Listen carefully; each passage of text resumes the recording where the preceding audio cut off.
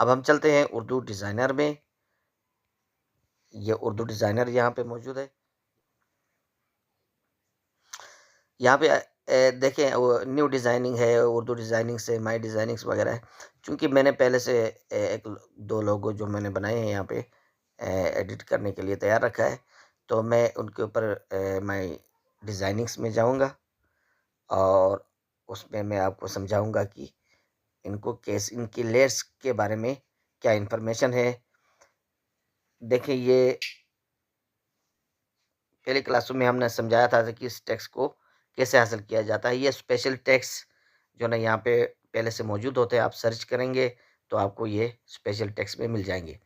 इसी तरह ये लोगोस वगैरह भी वहाँ से मिल जाएंगे, यहाँ लाकर आप इनको इकट्ठा करके अपने लिए काबिल इस्तेमाल बना सकते हैं। देखिए यहाँ पे हमने समझाना है आज लेयर्स के बारे में। आप देखें सबसे टॉप के ऊपर यहाँ पे लेयर्स लिखा हुआ है, लेयर्स, तो हम क्लिक करते हैं। देखिए यहाँ बहुत सारे लेयर्स बने हुए हैं। यहाँ पे जैसे-जैसे मैं लेयर्स के खानों में टच करता हूँ, देखिए ये खाने हैं, लेयर्स के खाने हैं ये। इसी तरह ये जो साइड पे हैं, बल्कि मैं इनको पहले ख़त्म कर देता हूँ। इन पे आप क्लिक करेंगे तो ये लेयर्स जो है ना सिलेक्ट हो जाएँगे। जैसे हमने यूथ फ़ोर्स को सिलेक्ट किया है, देखिए यहाँ पे टिक का निशान है नीचे, यहाँ पे टिक का निशान है। तो और यहाँ देखिए यहाँ पे सिलेक्ट नज़र आ रहा है। अब पाकिस्तान सिलेक्ट नहीं है साइड पे, और हम यहाँ ऊपर भी देखते हैं कि पाकिस्तान यहाँ भी सिलेक्ट नहीं है। जैसे ही यहाँ पे हम सिलेक्ट करेंगे, पाकिस्तान भी सिलेक्ट आपको नज़र आएगा। देखिए मैं यहाँ पे सिलेक्ट का निशान लगाता हूँ, तो आप देख सकते हैं कि यहाँ पे पाकिस्तान सिलेक्ट हो चुका है। इसी तरह इसका फ़ायदा क्या है, इनको सिलेक्ट करना या लेयर्स का आगे पीछे होना, इसका फ़ायदा क्या है? मिसाल के तौर पर मैं एक लेयर को इंपोर्ट करता हूँ। देखिए ये इस वक्त इसका बैकग्राउंड वाइट है, हम चाहते हैं कि कोई बैकग्राउंड ले लें। तो मैं सबसे पहले जाता हूँ आपको समझाने के लिए कि मैं एक बैकग्राउंड को इंपोर्ट करता हूँ। आप यहाँ देखें ऐड न्यू पे जाएंगे आप, ऐड न्यू पे जाके ऐड न्यू पे क्लिक, यहाँ पे लिखा हुआ बैकग्राउंड्स, हम यहाँ क्लिक करेंगे। इनमें से जौन सा भी आपको आपको जो भी बैकग्राउंड पसंद आए उसको आप सेलेक्ट करें। मिसाल के ये वाला बैकग्राउंड सेलेक्ट करते हैं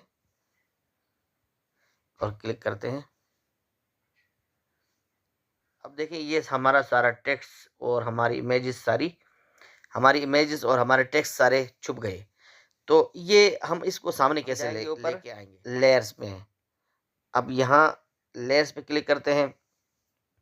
आप देख सकते हैं सबसे ऊपर हमारी लेयर, जो सबसे ऊपर लेयर है वो ये बैकग्राउंड इमेज जो हम लगाना चाहते थे वो सबसे ऊपर है। हम क्या करेंगे, यहाँ पे इस जगह को थोड़ा सा, अगर आप मोबाइल इस्तेमाल कर रहे हैं तो अंगूठे से दबा के, थोड़ा सा उंगली से दबा के आप खींच के नीचे ले आएंगे। आप चाहते हैं कि सब टेक्स्ट और इमेजेस के आखिर में ये जाए और बाकी सारे ऊपर आ जाए, तो आप इसको खींच के नीचे ले आएंगे। आप देख सकते हैं कि देखें ये बिल्कुल पीछे चला गया और इसके ऊपर जो हमने लिखा था वो सारा का सारा सामने हमें नज़र आ गया। इसी तरह आप लेयर्स में जाएंगे, जिस चीज़ को आप आगे करना चाहते हैं वो आगे हो जाएगा और जिसको पीछे करना चाहते हैं वो पीछे हो जाएगा। कभी कभार ऐसा भी होता है कि हम तस्वीर वगैरह, तो ये हमने तस्वीर इंपोर्ट की, अब हम चाहते हैं कि ये तस्वीर यहाँ कहीं पे लगा दें, यहाँ कहीं पे हम तस्वीर लगाना चाहते हैं, लेकिन ये तस्वीर चूंकि यहाँ लगाएंगे तो कहाँ लगाएंगे, ये तस्वीर देखो ये सबसे ऊपर आ रही है तस्वीर।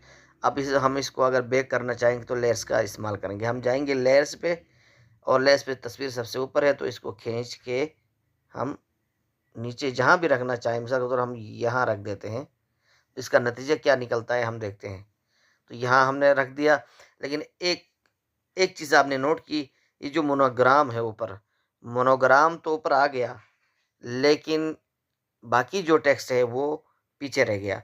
तो अब हमने ये करना है कि हम दोबारा जाएंगे लेयर्स पे, हम इसको खींच के बाकियों से भी नीचे लेके जाएंगे, और बैकग्राउंड के नीचे अगर हम लेके जाएंगे तो आप नतीजा देखेंगे कि हमारी तस्वीर बैकग्राउंड से भी पीछे चली गई। तो इसका हल ये है कि हम दोबारा जाएंगे लेयर्स में, हम चाहते हैं कि नहीं बैकग्राउंड के ऊपर आ जाए ये तस्वीर, तो हम यहाँ फिर जाएंगे और खींच के बैकग्राउंड के ऊपर लेके आएंगे। अब देखें ये हमारी तस्वीर बैकग्राउंड के ऊपर आ गई, और क्योंकि हमने इसके बैकग्राउंड को खुद तस्वीर के बैकग्राउंड को रिमूव नहीं किया है, इसलिए इसका वाइट बैकग्राउंड भी आ रहा है। अभी हमने लेयर्स को समझाना है, इसके बैकग्राउंड को कैसे रिमूव करते हैं वो हम किसी और क्लास में हम समझाएंगे। इसी तरह आप लेयर का अब आसानी इस्तेमाल कर सकते हैं। हम ब्लेंड क्या चीज़ है, अलाइन क्या चीज़ है, मूव क्या है, अंडो क्या है, इसके बारे में हम अगली क्लास में पढ़ेंगे।